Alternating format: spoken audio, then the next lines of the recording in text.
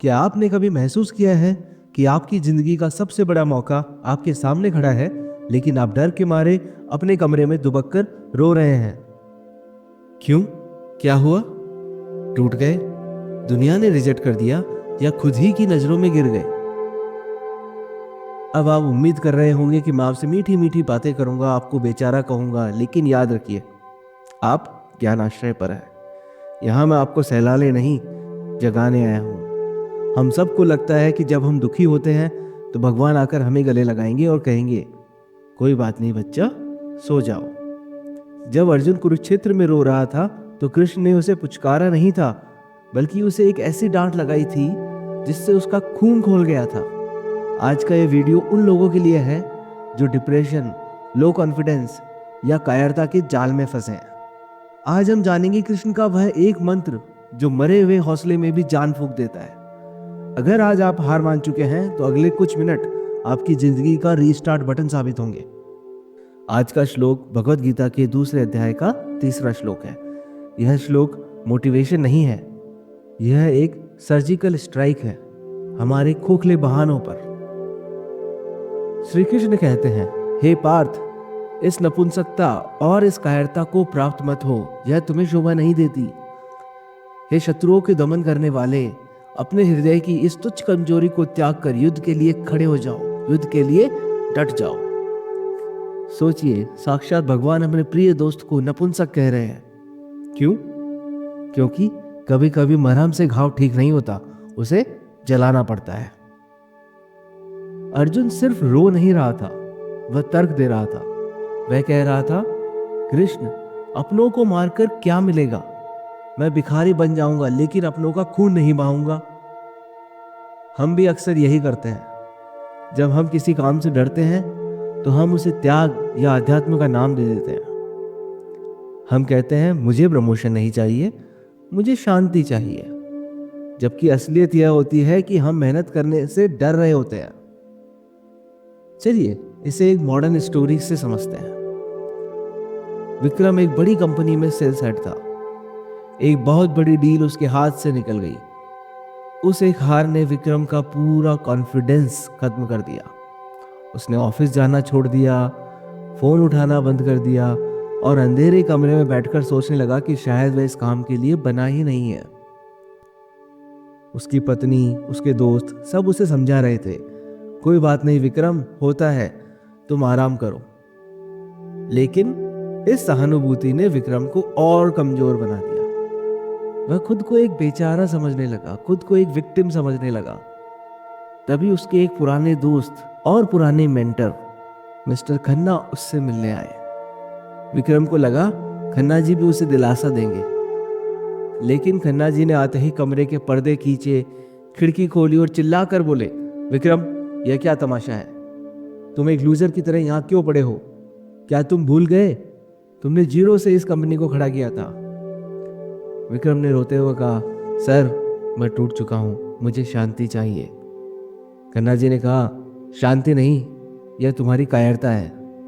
तुम इस डर को शांति का नाम दे रहे हो। खड़े हो जाओ और लड़ो, वरना दुनिया तुम्हें एक भगोड़े के नाम से याद रखेगी। मिस्टर खन्ना के ये कड़े शब्द वही थे जो कृष्ण ने अर्जुन से कहे थे कि यह तुम्हें शोभा नहीं देता। दोस्तों, क्या आपको लगता है कि कृष्ण या मिस्टर खन्ना यहाँ निर्दयी हो रहे हैं? कमेंट में अपनी राय दें। क्या एक टूटते हुए इंसान को डांटना सही है? मनोविज्ञान कहता है कि जब कोई इंसान सेल्फ पिटी यानी खुद पर तरस खाना के लूप में फंस जाता है तो मीठी बातें उसे उस लूप से बाहर निकलने ही नहीं देती। उसे एक मेंटल शॉक की जरूरत होती है। जब हम खुद को बेचारा मानते हैं तो हमारे दिमाग में एक डोपामाइन रिलीज होता है। उससे हमें खुशी मिलती है, हमें अटेंशन मिलता है। लेकिन कृष्ण जानते हैं कि यह अटेंशन एक जहर है। कृष्ण ने अर्जुन को पार्थ कहकर याद दिलाया कि वह महान प्रथा यानी कुंती का पुत्र है। उन्होंने उसे परंतप कहा, जिसका अर्थ है शत्रुओं को तपाने वाला। कृष्ण उसे उसकी असली आइडेंटिटी याद दिला रहे थे कि तुम कौन हो, खुद को पहचानो। जब आप डिप्रेशन या लो महसूस करते हैं तो आप अपनी पहचान, अपनी खुद की आइडेंटिटी को भूल जाते हैं। आप खुद को सिर्फ एक समस्या के रूप में देखने लगते हैं। यही कृष्ण कहते हैं, यह आपके दिल मन की एक तुच्छ कमजोरी है। आपकी समस्या बड़ी नहीं है, आपका डर उसे बड़ा बना रहा है। कृष्ण यहां हमें याद दिला रहे हैं कि आपकी समस्या आपकी पहचान नहीं है। आपका ब्रेकअप आपकी पहचान नहीं हो सकती, आपकी बेरोजगारी आपकी पहचान नहीं है, आपका डर आपकी पहचान नहीं है। आपकी पहचान तो वो योद्धा है जो इन सब के ऊपर खड़ा हो सकता है। कृष्ण की डांट का मकसद अर्जुन को नीचा दिखाना नहीं था, बल्कि उसके अंदर सोए हुए शेर को जगाना था। चलिए एक टेस्ट करते हैं। अभी इसी वक्त जहां भी आप बैठे हैं, सीधे तन कर बैठिए, गहरी सांस लीजिए, मुट्ठी बंद कीजिए और सोचिए उस इंसान के बारे में जिसने आपसे कहा था कि आप यह नहीं कर पाएंगे। और अब खुद को जोर से कहिए, उत्तिष्ठ, यानी खड़े हो जाओ। क्या आपने महसूस किया आपकी रीढ़ की हड्डी में वो सिरहन, वो कृष्ण की ऊर्जा है। 5000 साल पहले कुरुक्षेत्र में भी यही ऊर्जा उतरी थी। कृष्ण का यह श्लोक एक अलार्म क्लॉक है। यह हमें बताता है कि सहानुभूति, सिंपैथी हमें अपाहिज बना सकती है, लेकिन चैलेंजेस हमें खड़ा कर सकते हैं। चलिए देख लेते हैं इस श्लोक से आज हम क्या सीखकर घर जाने वाले हैं। पहला, लेबल्स मत लगाइए। अगर आप फेल हुए हैं तो खुद को फेलियर मत कहिए। खुद से कहिए, यह स्थिति मुझ पर शोभा नहीं देती। आप एक विजेता के रूप में पैदा हुए हैं, एक विक्टिम की तरह जीने के लिए नहीं। दूसरा, kill the poor me story. आज से यह कहना बंद कीजिए कि मेरे साथ ही ऐसा क्यों होता है।